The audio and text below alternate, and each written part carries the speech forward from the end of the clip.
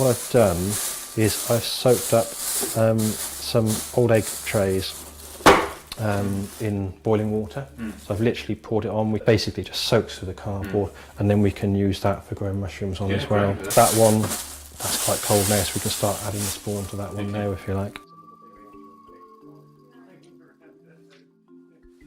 There's a little bit of water on the bottom. There we go. What we'll do now is we will actually inoculate the cardboard that I prepared yesterday with mushroom spawn. And it's very simple to do. Basically what we have here is a number of egg boxes. Now ideally you want to try and be as clean as possible. We're going to use oyster mushrooms, which are far from fussy, but if you've got access to it, some sort of hand sanitizer is quite a good idea, and just basically get any spores that might be on your hands off before you start. If you haven't got that, just wash your hands immediately before doing it is also adequate. So what I'm really going to do is just literally sprinkle a few grains of spawn into each layer. So I've stacked these cardboard formers together. So there's a packet of spawns. Sometimes you'll find, particularly with the blue-grey oyster, it's such a fast-growing mushroom that this is kind of all knitted together into a lump. If that's the case, just give it a little bit of a prod before you open the packet, just to break up the individual grains from it.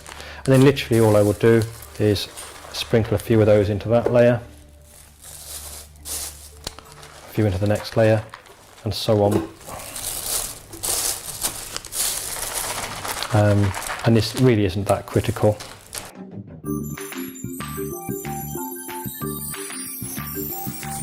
So you're using about a whole packet or nearly a whole packet? I probably only used half a packet on that.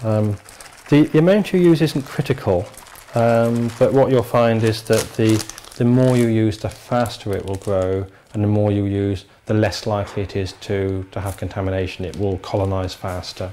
The blue-grey is the best one of all because it is so quick to colonise. That's basically it. So what we'll do now is cover it over, keep it moist, and the most important thing when we cover it over, because it's respiring, it produces carbon dioxide. The carbon dioxide will increase in concentration, and that stimulates the mushroom to grow through the material. That's quite important. And then what we will do in about 4 weeks' time, 4 to 5 weeks' time, it's not critical, could leave it 6 weeks or 8 weeks, we'll open it back up. The carbon dioxide level will drop very suddenly, and that stimulates the mushroom to start producing mushrooms rather than to carry on growing through the material. With some mushrooms that trigger mechanism is extremely strong, so what will happen is if you leave it covered up, it will not produce mushrooms. When you uncover it, it will. With other mushrooms like the oyster mushroom, it's not that critical. It will start producing mushrooms even if you leave it covered up. What you will find though is they grow very spindly. They don't produce very good mushrooms covered up, so it is important to uncover it when you're finished. So there we go, that's one for under your bed. Okay.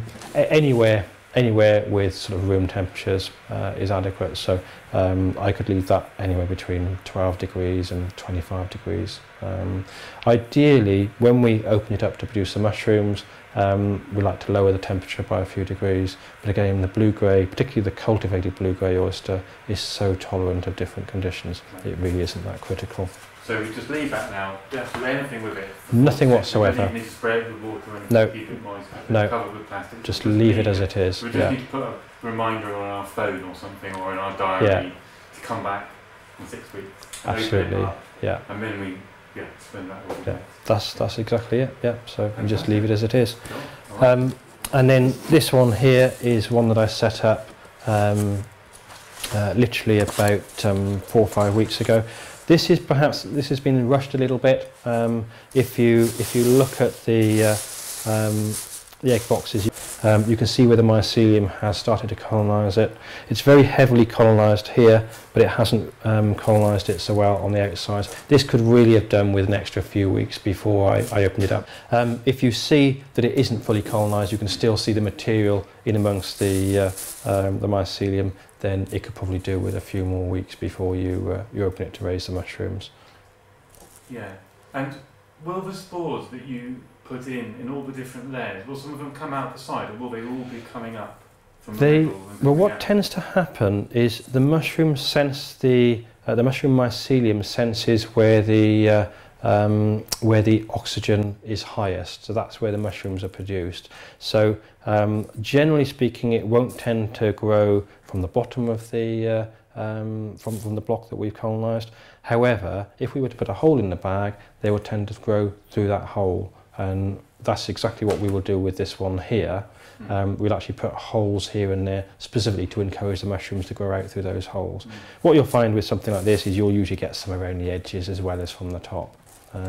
My personal experience is oyster mushrooms tend to like coming out through the side of something more than through the top of something. When they come out, so after 6 weeks we're opening it up.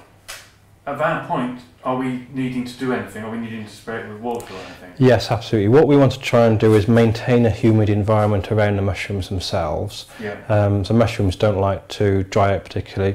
Some mushrooms are quite tolerant, like the shiitake mushrooms. They seem to grow quite happily in a dry environment. But of course, what happens is the mushrooms, generally they have thin membranes. They tend to like to be very moist. I think a mushroom is 70 to 80% moisture. So what it's doing is drawing the moisture out of the actual substrate and putting it into the mushroom. And of course, the drier the environment, the more moisture that's pulling out, and there comes a point where there isn't enough moisture there. Also, at the stage when the mushrooms start to pin, when the little baby mushrooms start to appear, they need very high moisture. So if you stop spraying when that's happening, you tend to find they abort. They'll just dry up and die basically.